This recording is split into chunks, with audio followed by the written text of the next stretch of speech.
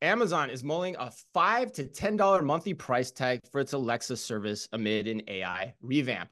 According to Reuters, Amazon is planning a major revamp of its decade-old, God, it's been 10 years, decade-old money-losing Alexa service to include a conversational generative AI with 2 tiers of service and has considered a monthly fee of around $5 to access the superior version, according to people with direct knowledge of the company's plans. Known internally as Banyan, a reference to the sprawling ficus tree. Wow. The project would represent the first major overhaul of the voice assistant since it was introduced in 2014, along with the Echo line of speakers. Amazon has dubbed the new voice assistant Remarkable Alexa, the insiders also said. However, the company plans for Alexa, including pricing and release dates, could be altered or canceled depending on the progress of Project Banyan. These same people also cautioned. So it's hard to know what to make of this story at the end of the day. It's really fun to read though. So Jeff, I'm curious, do you think the world ultimately needs a $5 a month generative AI version of Alexa? Is that something that we still need in this world? The answer is no. Yeah, 100%. I agree 100%. Thank you. Clear. Yes. Unfortunately, I think the question is are you going to have to pay for it though? And do you have to have it? So to my get neighbor your Alexa actually, to work, you think that's where they might go with this? well, look, it's in 100 million households. Mm-hmm. They sold 140 million devices. There's 100 million active users of Alexa, probably asking the same things that I do, like what's the weather, what's the traffic time to the airport, and I think the use case for what they thought it was 10 years ago of, Alexa, I need paper towels, or Alexa, order me a new V-neck shirt, I think is not materialized to the capacity that I think they would have hoped. My neighbor's actually, who will remain unnamed, works at the Alexa division, and it is a money loser.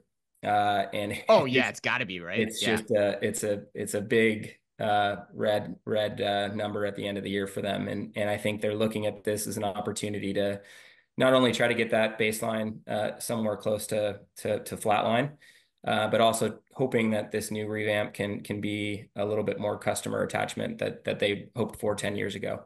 I think the other thing that's behind it, which is interesting, is they are the first, what I would say is the in-home device space that will be charging for their actual platform on a monthly subscription model.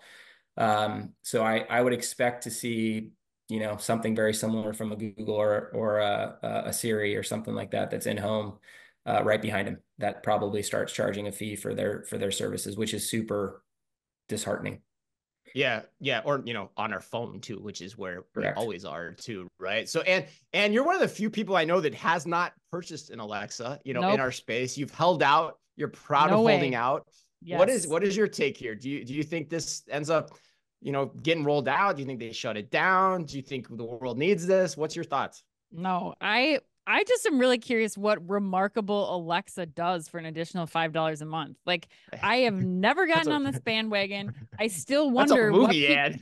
Well, yes, exactly. It's a risque like, movie. What is going on? This is insane. Like, beyond weather, setting timers, and playing music. Right. Like, this is, like Jeff said, there's no, what else is it going to do? What else could you possibly do that's going to make me pay another $5 to $10 a month? You look at what I'm paying for $5 to $10 a month for, and it's DoorDash subscription, like bringing me every single thing that I could need from restaurants or groceries for $10 a month. I'm certainly not doing I don't need better weather. So I guess it just, I realize like that Amazon's now gone and they're creating their own competitor to ChatGPT, and that's going into this. So I get that there's potential, but I'm the wrong person to ask because I'm anti-Alexa.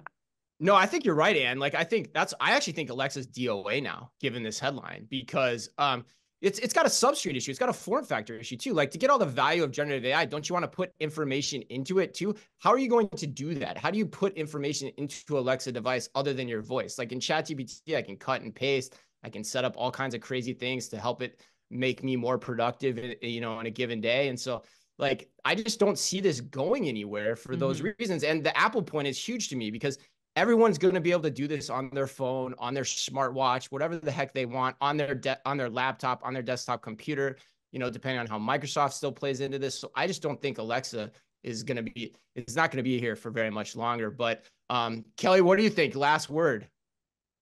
Yeah, nothing huge to add to what you guys would say. I fully agree.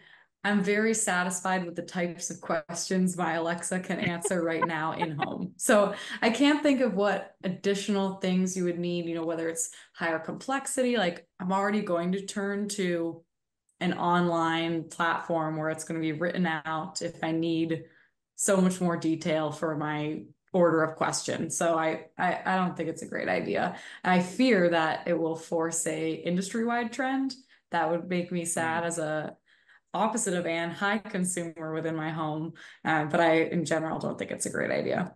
Well, that's the other piece of this story too that I think is important to touch on is Amazon's again adding an additional subscription fee, right? Like we've done a number of stories over the past months about that. Like, oh, we're gonna start just getting a little nickel and diming you for every little thing you want from us, which is so against Amazon's ethos. It's a great point. Yeah. Yeah. Ugh.